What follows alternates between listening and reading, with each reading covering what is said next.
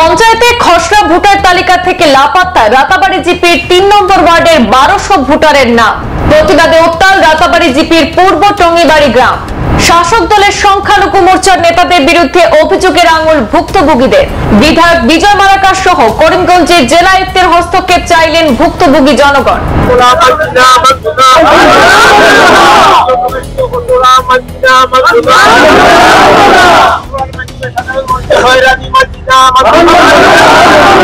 পঞ্চায়েত নির্বাচনের জন্য আজব এক খসড়া ভোটার তালিকা প্রকাশ করেছে নির্বাচন কমিশন।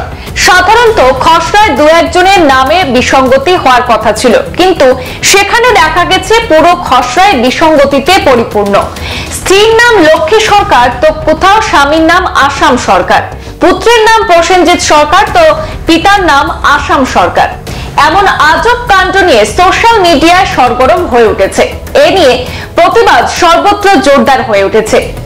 আজ সোমবার সাত সকালে নবগঠিত রামকৃষ্ণনগর বিধানসভা কেন্দ্রের অন্তর্গত রাতাবাড়ি জেপির পূর্ব টঙ্গিবাড়ি গ্রামে ৩ নম্বর ওয়ার্ডের শতাধিক জনগণ সম্মিলিতভাবে প্রতিবাদ সাব্যস্ত করেছেন।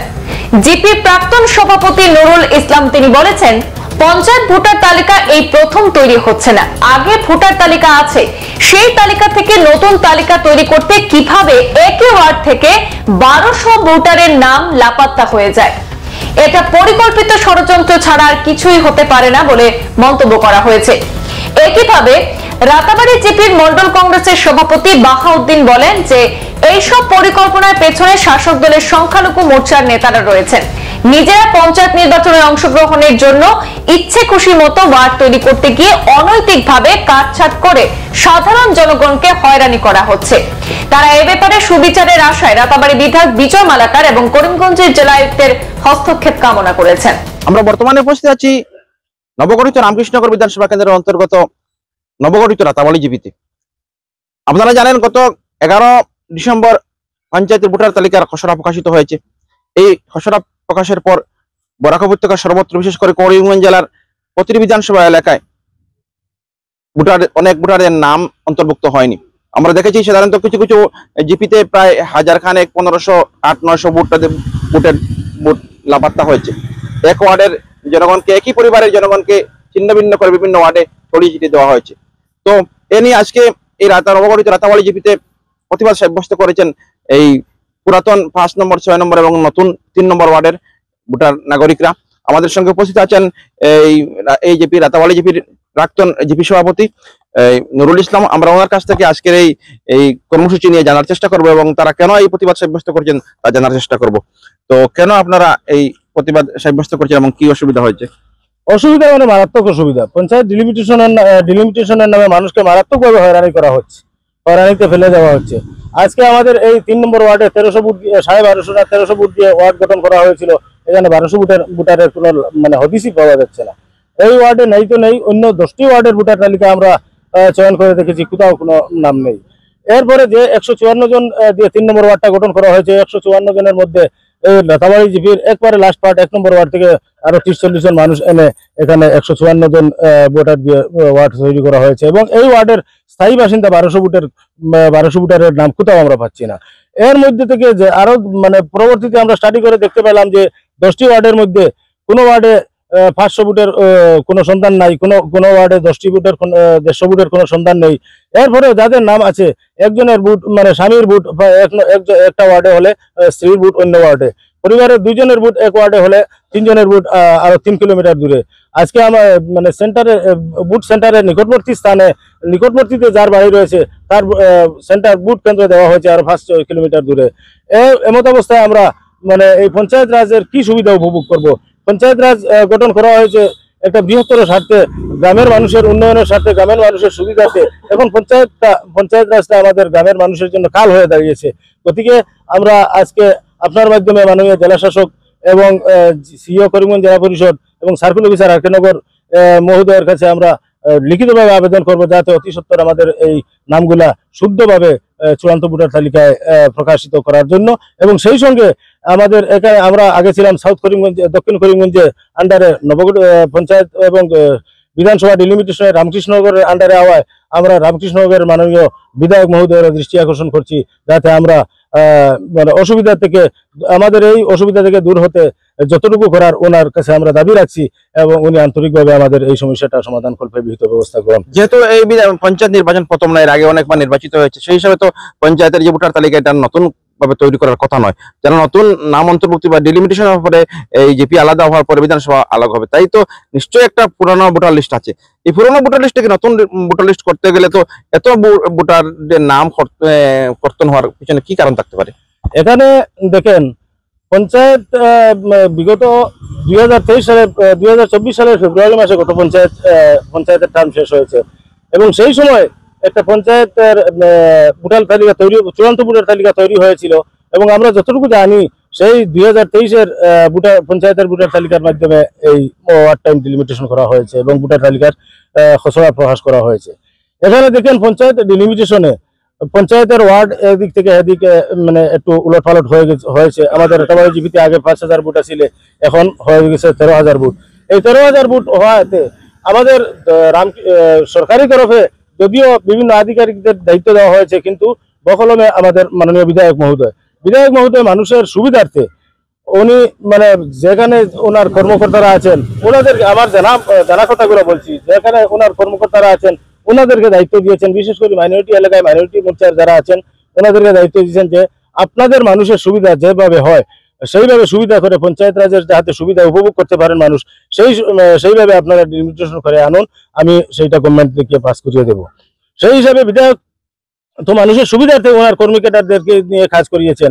ওনার কর্মী ক্যাডাররা এই বিধায়কের ক্ষমতার অপব্যবহার করে এই সুযোগে তাদের নিজস্ব ব্যক্তি স্বার্থ চরিতার্থ করতে গিয়ে এক ওয়ার্ড থেকে মানে 2 বাড়ি আইজ মানে নিজের আত্মীয় স্বজনকে দেখে বেছে ওয়ার্ড থেকে টুকরা টুকরা করে খণ্ড করে ওয়ার্ড বানিয়ে দেওয়ার ফলে এই অঘটনটা ঘটেছে। আজকে সরকারি আধিকারিক, সরকারি কর্মী যারা আছেন তারা ভোটার তালিকা মানে খসড়া তৈরি করতে ওরা যেভাবে মানে ওয়ার্ডটা কেটে ডিলিমিটেশন করে ভোটার খণ্ড করে দিয়েছেন, তারাও কোনো পাত্তা পায়নি, তারাও কোনো বুঝতে পারেনি, শেষ পর্যন্ত এই গন্ডগোল হয়েছে। তাই আমি ভাবছি এই আমার যারা কর্মকর্তা দায়িত্বে ছিলেন, যারা এই ডিলিমিটেশনের দায়িত্বে ছিলেন, তাদের ভুলের কারণেই এই আমাদের এই বিপত্তি ঘটেছে। গতিকে এখানে আমি মাননীয় বিধায়ক মহোদয়ের যে সুমনোভাব, মানুষের সুবিধার্থে মানুষের যেভাবে সুবিধা হয় সেভাবে করার জন্য বলেছিলেন, কিন্তু ওরা বিধায়কের ক্ষমতার অপব্যবহার করে আমাদেরকে এই বিপদে ডিলিমিটেশন যে স্থানীয় বিধায়ক বিজয় মালাকার উনি জনগণের সুবিধার্থে স্থানীয়দের নিয়োগ দিয়েছিলেন, বিশেষ করে সংখ্যালঘু এলাকার সংখ্যালঘু মোর্চার নেতাদের। কিন্তু এই সংখ্যালঘু মোর্চার নেতারা পরিকল্পিতভাবে তাদের নিজস্ব ব্যক্তি স্বার্থে এবং ভোটের তাদের ব্যক্তি স্বার্থে বিধায়কের এই দেওয়া ক্ষমতাকে অপব্যবহার করে সাধারণ নাগরিকদের হয়রানি করছেন। উনি এই সংবাদ মাধ্যমের জরিয়ে বিধায়ক বিজয় মালাকার কাছে সুবিচার প্রার্থনা করেছেন। আমাদের সঙ্গে উপস্থিত আছেন আরেকজন স্থানীয় নাগরিক যুবনেতা বাহাউদ্দিন, আমরা ওনার কাছ থেকে জানার চেষ্টা করব। তো কি বলবেন? ধন্যবাদ। তো আজকে আমরা এই যে নবগঠিত রাতাবাড়ি জিপির সদ্য প্রকাশিত খসড়া ভোটার তালিকায় যে অসঙ্গতি ধরা পড়েছে সেই ব্যাপারে বলতে গেলে তো আমি বলবো শুধু এই নবগঠিত রাতাবাড়ি জিপি নয়, গোটা করিমগঞ্জ জেলা সহ গোটা আসামে যে একটা আলোড়ন সৃষ্টি হয়েছে, এটা আসাম বিজেপি সরকারের মানুষকে হয়রানি করার একটা মাধ্যম হিসাবে ব্যবহার করছে আমার মনে হয়। কারণ আজকে শুধু আমি এই 3 নম্বর ওয়ার্ডের কথা বলবো না, আমাদের প্রাক্তন জিপি সভাপতি বিস্তারিত বলেছেন। তো আমি বলবো আমি রাতাবাড়ি মন্ডল কংগ্রেসের সভাপতি হিসাবে এই নবগঠিত রাতাবাড়ি জিপির যে 10টি ওয়ার্ড রয়েছে, যেমন আমাদের 1 নম্বর ওয়ার্ডে প্রায় 600 মানুষের নাম ভোটার এই নব প্রকাশিত এই তালিকায় নাম নেই। আমাদের 2 নম্বর ওয়ার্ডে 500 ভোটারের নাম নেই। ঠিক একইভাবে পশ্চিম টঙ্গিবাড়ি 6 নম্বর ওয়ার্ডটা রয়েছে সেই ওয়ার্ডেও এইভাবে 600-র মতো ভোটারের নাম নেই। ঠিক একইভাবে আমাদের নবগঠিত এই 3 নম্বর ওয়ার্ডে প্রায় 1200 ভোটারের নাম নেই। এভাবে আমার গোটা জিপিতে প্রায় 5000-এর মতো ভোটারের নাম বর্তমানে এই খসড়া তালিকায় নেই। তো এভাবে হাজার হাজার মানুষকে ভোটাধিকার থেকে বঞ্চিত করা হচ্ছে। এটা কিসের ইঙ্গিত সেটা আমরা ভাবে পাচ্ছি না। আমার মনে হয় সামনে পঞ্চায়েত নির্বাচন, সাধারণ মানুষকে এই হয়রানির মাধ্যমে অন্ততপক্ষে বাধ্য করা যে বিজেপিতে ভোট দেওয়ার জন্য। তো এই আসাম সরকার এভাবে যদি মানুষকে প্রেশার কিট করে নিজেদের মত আদায় করার চেষ্টা করেন, এটা কোনো অবস্থাতেই ওনারা সফল হতে পারবেন না। আগামী পঞ্চায়েত নির্বাচনে মানুষ তার যোগ্য জবাব দেবে। বুটের মাধ্যমে। তো আমি আজকের এই সবার মাধ্যমে আমি একটি কথা বলতে চাই, আমাদের স্থানীয় বিধায়ক সহ সার্কুল অফিসার, জেলা ডিপোটি সহ এই ভোটার তালিকার কাজে যারা নিয়োজিত রয়েছেন সবার দৃষ্টি আকর্ষণ করে একটি কথাই বলতে চাই যে অন্ততপক্ষে ভোটাধিকার মানুষের মৌলিক অধিকার, এই ভোটাধিকার নিয়ে অন্ততপক্ষে যাতে সাধারণ মানুষকে হয়রানি না করা হয়। একটি কথা বলতে অবাক হয় যে বিগত কিছুদিন আগে যে এনআরসি তালিকা প্রকাশ হয়েছে, এনআরসি একটি এত কঠিন প্রক্রিয়া হওয়া সত্ত্বেও এখানোর লিগেসি ডাটা থেকে 71 লিগেসি ডাটা আর স্টিল ডে পর্যন্ত যে দীর্ঘ প্রক্রিয়া, এই দীর্ঘ প্রক্রিয়া সম্পূর্ণ করতেও এনআরসির তালিকায় এত বড় সমস্যা সৃষ্টি হয়নি। কিন্তু যে ভোটার তালিকা অলরেডি মানুষের ভোটার তালিকায় নাম রয়েছে, শুধু এটাকে নতুনভাবে এই নতুন তালিকায় অন্তর্ভুক্ত করতে গিয়ে যে এত বড় সমস্যা ঘটবে এটা কল্পনাও করতে পারিনি। কারণ এটা আমার মনে হয় এটা একটা ষড়যন্ত্র, সাধারণ মানুষকে হয়রানি করার একটি হাতিয়ার হিসাবে এই খসড়া ভোটার তালিকাকে প্রকাশ করা হয়েছে।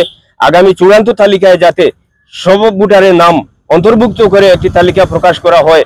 আর যদি এভাবে মানুষকে বঞ্চিত করা হয় তাহলে আমরা ঘরে বসবো না, আমরা অন্ততপক্ষে নিজের মৌলিক অধিকার আদায়ের স্বার্থে আমরা যে আন্দোলন করার প্রয়োজন হয়, আইনি আশ্রয় নিতে হয়, সেটা নিতে আমরা বাধ্য হব। যেহেতু প্রশাসনের তরফ থেকে গতকালকে স্পষ্টীকরণ দেওয়া হয়েছে, বলা হয়েছে যে যাদের নাম তালিকায় বাদ পড়েছে তারা আবেদন করতে পারবেন এবং 21 ডিসেম্বর পর্যন্ত সময়সীমা দেওয়া হয়েছে। তো আপনি কি মনে হয় সময়ের ভিত্তিতে যারা একই জিপিতে 1200-1300 মানুষ নাম অন্তর্ভুক্ত হয়নি তারা কি পারবেন? এবং এই দেখেন, এটা একটি কঠিন প্রক্রিয়া, যেহেতু নির্বাচন কমিশনারের মাধ্যমে এই কাজটা চলছে। তো আমি যতটুকু জানি যদি দায়িত্বপ্রাপ্ত যারা আছেন এরা যদি চান এই সময়ের ভিতরেও পারবেন, কারণ যেহেতু এই সব ভোটারের নাম অলরেডি ভোটার তালিকায় আছে, শুধু যা ওটা থেকে ওটা ট্রান্সফার করে এটা সন্নিবিষ্ট করে দিতে এই সময়ে এমন একটা কঠিন সময় নাই, এমন শর্ট সময় নাই আমার মনে হয়, যদি সদিচ্ছা থাকে। আর আরেকটি কথা হচ্ছে, গতকালকে ডিসি মহোদয় বলেছেন যে 21 তারিখের মাধ্যমে এটা তার নির্ধারিত এটা সিস্টেমের মাধ্যমে প্রত্যেক এয়ারের কাছে জমা করার জন্য। অত্যন্ত দুঃখের বিষয়, সরকার পক্ষের কিছু প্রার্থী নেতারা মানুষকে যে এটা অভয় দিচ্ছেন যেটা কিছু করার প্রয়োজন নেই, ফাইনাল তালিকায় নাম থাকবে।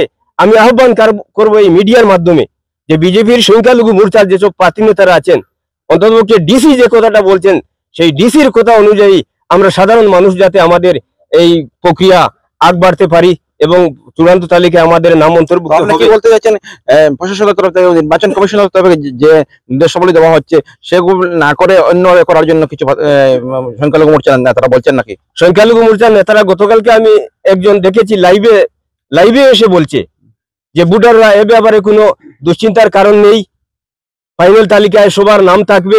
এবং অল্প কিছুক্ষণ আগে আমাদের স্থানীয় একজন এখানে এসে বলেছেন যে এখানে বিধায়কের কাছে শুধু ভোটার আইডিটা জমা দিলেই হবে, মানুষ কোথাও সার্কুল অফিসে কোথাও যেতে হবে না। তো আমি অনুরোধ করব, আহ্বান করব যাতে শাসক দলের যেসব স্থানীয় নেতৃত্ব রয়েছেন, যেসব প্রার্থী নেতারা রয়েছেন, অন্ততপক্ষে মানুষকে আর বিভ্রান্তি না করার জন্য মাননীয় ডিসি মহোদয় যে সাজেশন দিয়েছেন, যে সিস্টেম দিয়েছেন, সেই সিস্টেমে আমি আহ্বান করব প্রত্যেক ভোটারকে যারা সমস্যায় পড়েছেন, যাদের নাম নেই, যারা অন্যত্র তাদের সরিয়ে দেওয়া হয়েছে, কথায় কান না দিয়ে নিজের মতো করে আমরা যাতে সিস্টেম মেনটেন করে সার্কুল অফিসার এয়ারের মাধ্যমে আমাদের নাম যাতে অ্যাপ্লাই করতে পারি। এই হচ্ছে বক্তব্য। তো আপনারা শুনলেন স্থানীয় নাগরিকদের বক্তব্য। তাদের একটাই দাবি যেন তারা সাধারণ মানুষ, গরিব দুস্থ মানুষ একটা ভোটার তালিকা তাদের নাম অন্তর্ভুক্ত হয়নি এবং নতুনভাবে নাম অন্তর্ভুক্তি করতে গিয়ে তার নাম বাদ পড়েছে, এইটা অনেক হয়রানির শিকার হবেন। যাতে এই হয়রানির শিকার না হন সেই জন্য তারা স্থানীয় বিধায়ক সহ প্রশাসন এবং নির্বাচন আধিকারিকদের দৃষ্টি আকর্ষণ করেছেন। নবগঠিত চারতাবাড়ি জিপি থেকে ফরিদুল হাসান খান, পূর্বাঞ্চল প্রতিদিন। সংবাদ এই পর্যন্তই, ফিরছি পরবর্তী অন্যান্য আপডেট নিয়ে। ধন্যবাদ।